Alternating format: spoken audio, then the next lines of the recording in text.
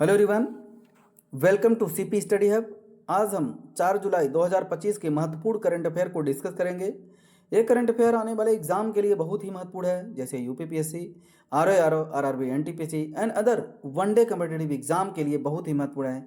तो चलिए हम डिस्कस करते हैं। फर्स्ट है, recently which operation has been launch by the narcotic control bureau in coordination with international agency against drug. हाल ही में नारकोटिक्स कंट्रोल ब्यूरो एनसीबी ने अंतर्राष्ट्रीय एजेंसियों के सहयोग से नशीली दवाओं के लिए खिलाफ कौन सा ऑपरेशन शुरू किया है? Answer C, operation Medmax. Narcotics control bureau मई 2025 में ऑपरेशन मेडमैक्स शुरू किया है। यह अभियान यूएस डीई, इंटरपोल और ऑस्ट्रेलियाई एजेंसियों के सहयोग से किया गया। इसका उद्देश्य अवैध दवाओं के अंतर्राष्ट्रीय नेटवर्क को तोड़ना है, जो एशिया, यूरोप, उत्तरी अमेरिका और ओशिनिया में फैला हुआ था। यह अभियान नशीली दवाओं और मनोदैहिक पदार्थों के खिलाफ वैश्विक सहयोग को मजबूत करने का एक प्रयास है। नेक्स्ट है, recently which country has develop a blackout bomb that can disable power grid by releasing carbon fibre without causing a nuclear blackout. हाल ही में किस देश ने ब्लैकआउट बम विकसित किया है जो बिना परमाणु ब्लैकआउट के पावर ग्रिड को निष्क्रिय करने के लिए कार्बन फाइबर छोड़ता है? Answer B, China. तो चाइना ने ब्लैकआउट बम विकसित किया है। तो चाइना ने हाल ही में ग्रेफाइट आधारित ब्लैकआउट बम विकसित किया जो रासायनिक रूप से उपचारित कार्बन फाइबर को छोड़ता है। ये फाइबर हाई वोल्टेज पावर लाइनों पर फैलकर शॉर्ट सर्किट और बड़े पैमानों पर पावर के फेलियर को पैदा करता है। यह बम बिना किसी विस्फोट, क्षति या परमाणु विकिरण के बिजली आपूर्ति को ठप कर देता है। अब चीन ने इस तकनीकी को अपने आधुनिक संस्करण में विकसित किया है और यह सुरक्षित दूरी से लॉन्च किया जा सकता है। नेक्स्ट है, recently which south Asian country has been begun offering Starlink high speed satellite internet services।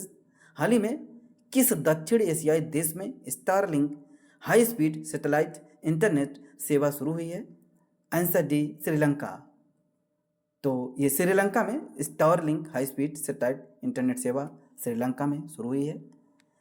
Elon Musk की जो कंपनी है स्टारलिंक है, सैटेलाइट इंटरनेट सेवा वाली, जिसमें 7600 प्लस कम पृथ्वी कक्षा उपग्रह शामिल है, जिसे 2 जुलाई 2025 को श्रीलंका में लॉन्च किया गया। यह सेवा खासतौर से ग्रामीण दूर दराज इलाकों में उपलब्ध कराई जा रही है। भारत के लिए लाइसेंस जो और एल जारी हो चुके हैं, लेकिन भारत में सेवा अभी लाइव नहीं है। इससे श्रीलंका बांग्लादेश के बाद दक्षिण एशिया का दूसरा देश बन गया है जहां स्टारलिंक सेवा शुरू हुई है।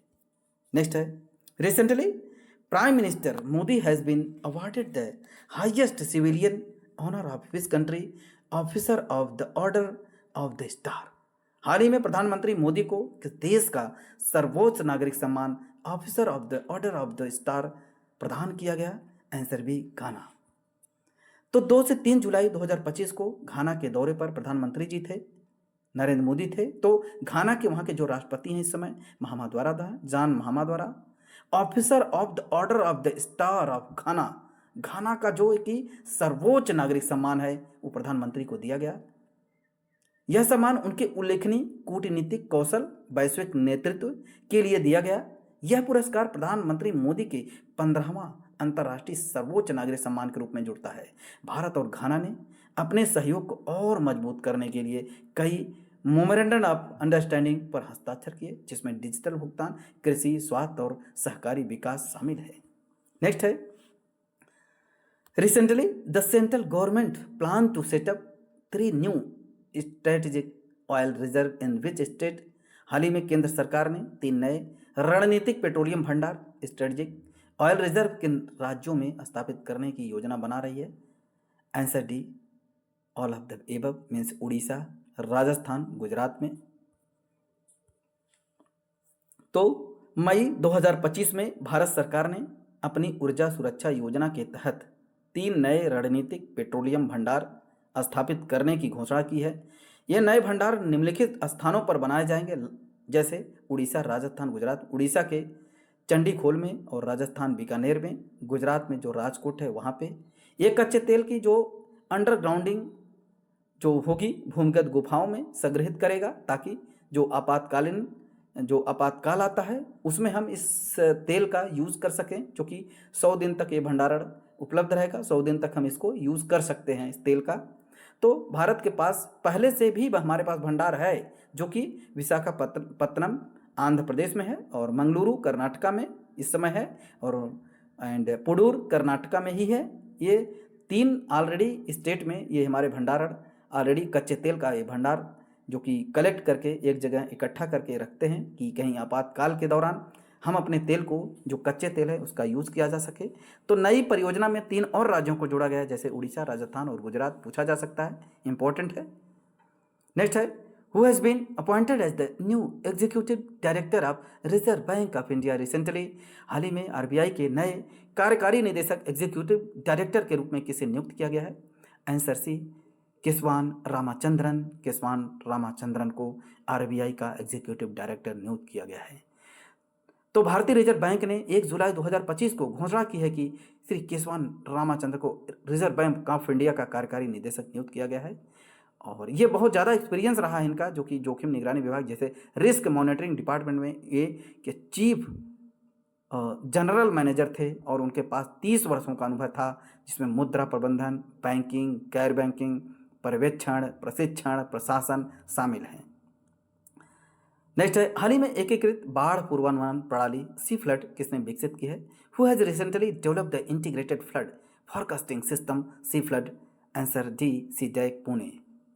तो सीडैक पुणे द्वारा सी फ्लड एक वेब आधारित जो एकीकृत बाढ़ पूर्वानुमान प्रणाली है, जो कि गांव स्तर तक को 2 दिन बाढ़ इन्फ्लोरेशन मैप प्रदान करती है, जो कि CDAC Pune, central water commission और एनआरएससी ने मिलकर विकसित किया है।